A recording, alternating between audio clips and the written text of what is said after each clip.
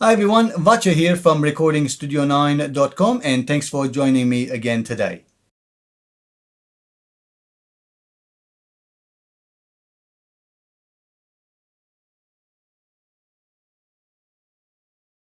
In today's video, I will be unboxing the Event Studio EQ Studio Monitor Calibration System.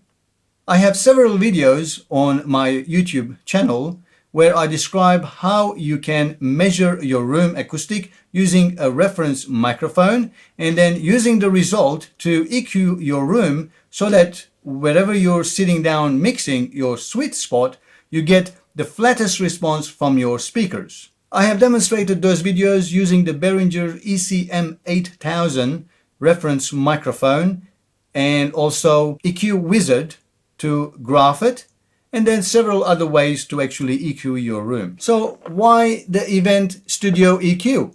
Well, it's quite simple really. I was just browsing on eBay, which I normally do, and I found this listed for $35 on eBay. And I thought that was pretty cheap enough to have a microphone and measuring software included. I inquired to find out if I can use this reference microphone with any speaker, but Event actually replied back and said not really, because this reference microphone is calibrated to their own studio monitor system, Event the Opal.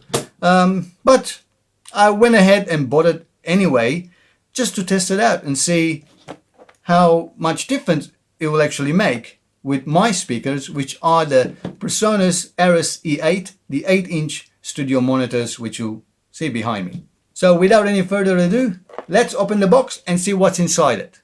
Okay. Well, it looks like it actually comes with its own USB audio interface with output and input for a microphone and output for a headphone. Comes with the microphone holder and an adapter, and the actual mic itself. It does have a 3.5 millimeter plug. Well, I'm not sure if it's a condenser microphone or is it an electret microphone. I suspect it will be an electret microphone, not a condenser, and that basically I will assume will plug in right there. And plus it comes with a beautiful case to actually put it in once it's actually finished. And this is the card and a unique code for me to download the software and install it. That is it. So I'm going to go ahead, download and install the app on my laptop and then plug it in and see what my speakers will actually sound like.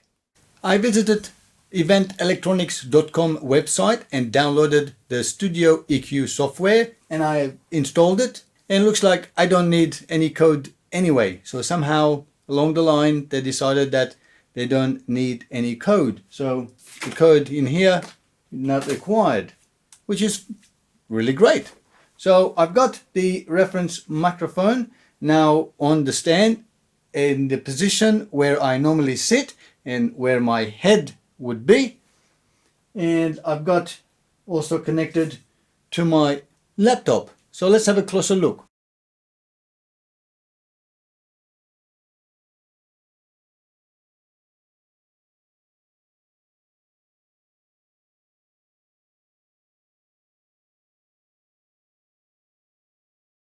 So I've got the USB audio interface connected to my laptop, and I have the microphone connected to microphone input, and then I have the 3.5 to 6.5 connector patched in to my patch bay, and they are actually connected to my Ares E8 from PreSonus. So I basically visited the website, and as you can see, it's got information all about it, and you can download the software. It did say that it should have the 3.5 to 6.5 connector within the box, but it didn't come with the one I purchased, which is fine. I just used one of my own. Once it's installed, there's an icon on your desktop. I am running Windows 10 Home Edition.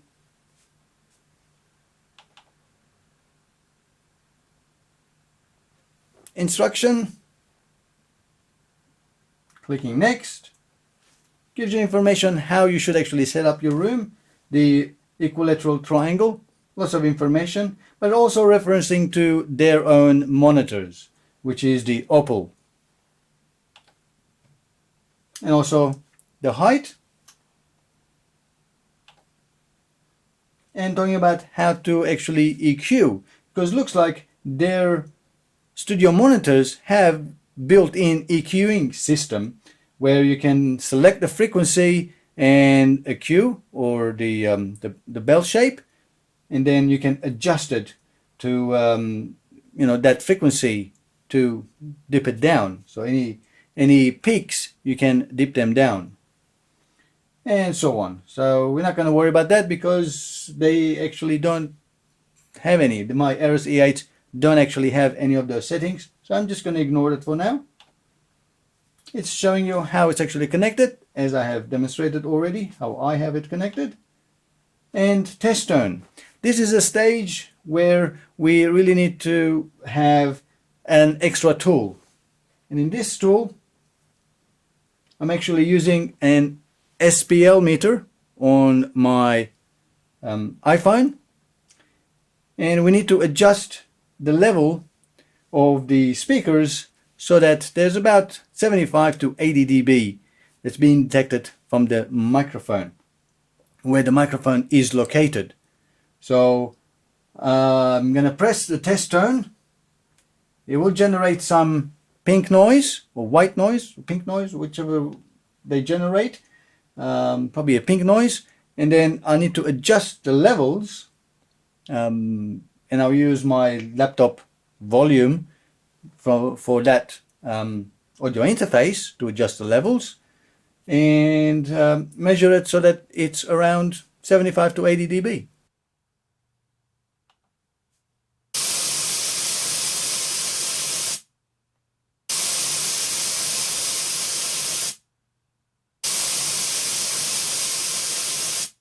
Right, basically what I did, I clicked the test tone button on the application, and then the software generated the pink noise, and I used my SPL meter on my phone to measure really the microphone to be at about anywhere between 75 to 80 dB SPL, and it measured about 78 dB, which is right in the middle.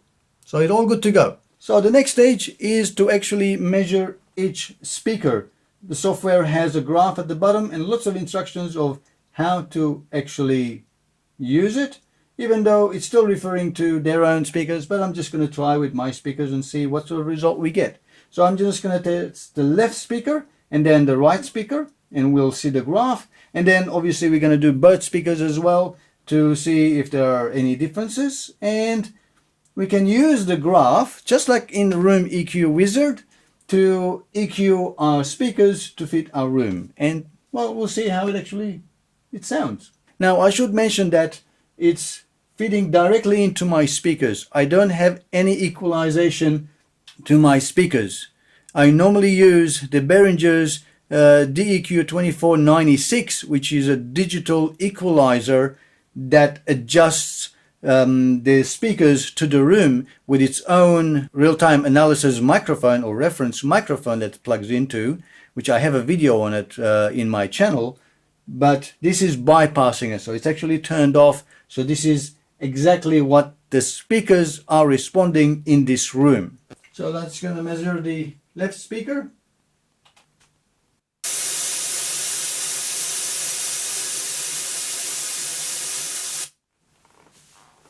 So that's the left speaker, and that's what the graph looks like. It has about minus 7 dB or minus 6 to 7 dB dip at about 82 Hertz and about 5 dB peak at 130 Hertz. So let's measure the right speaker now.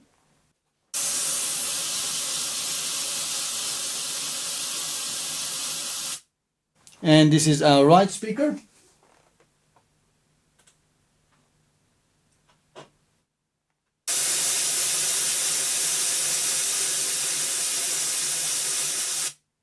And this is both left and right speaker comparison. So I'm going to run now both speakers at the same time and see what graph response we get.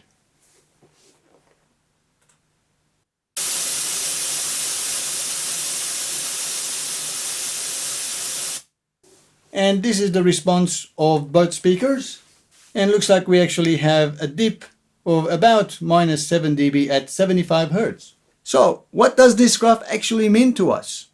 Depending on how accurate this reference microphone is, whether it is actually calibrated for their own speakers or not, but still should give me some idea. Basically, it means that at around 75 Hertz, where I'm sitting, where normally my head would be, that means I won't be hearing as much, well, twice as much 75 Hertz bass sound as what actual sound is. That means I could be turning up more bass because obviously I'm not hearing as much, and that means my mixes would end up being too bassy, especially around 75 Hertz. So what do? That means I need to equalize my speakers and bring up the 75 Hertz so that the place where I'm sitting will actually have more 75 Hertz so that I don't turn up in my mixes or in my mastering 75 Hertz. That is what basically using a reference microphone and room measurement does to your mixes, is make sure that what you're hearing at that position is the right frequency response from your speakers. Now, next experiment I'm going to do, since this one has got really nice long lead, I'm going to move the microphone to maybe about a meter behind and then do the measurement again. Right, the microphone is now another meter away from where I normally sit. That means we should actually have a different response from here to here. So let's measure it and find out.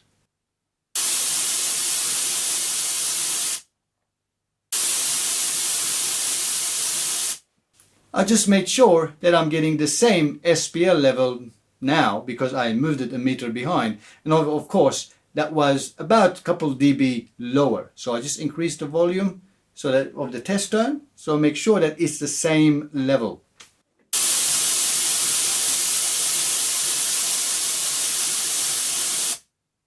And sure enough, we have a different response. As you can see on the screen, we now have a peak at about 63 Hertz, about 9 dB peak, and then our dip is now at 84 Hertz at minus 6 dB.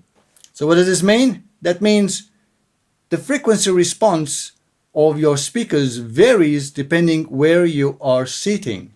So it's important to make sure that you measure and you calibrate your speakers at the spot where you normally sit and mix and master your songs. Some of the other room measurement tools like IK Multimedia's ARC2 and SonarWorks, when they are doing the measurements, they actually allow you to take several measurements around the area that you are normally sitting, so that they get multiple responses and take the average of those responses and then give you an EQ to correct your room.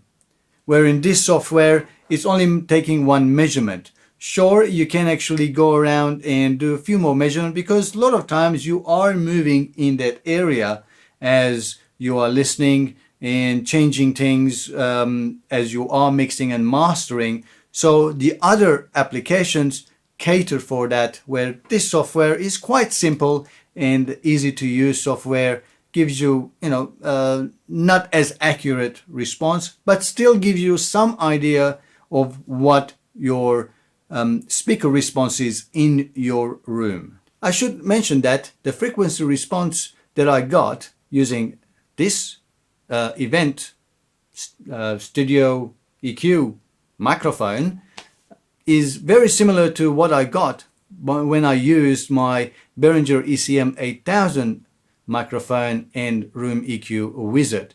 So I say the microphone is a nice reference microphone to use, as well as starting point to your room measurement. So the final verdict on the Event Studio EQ reference room measurement microphone.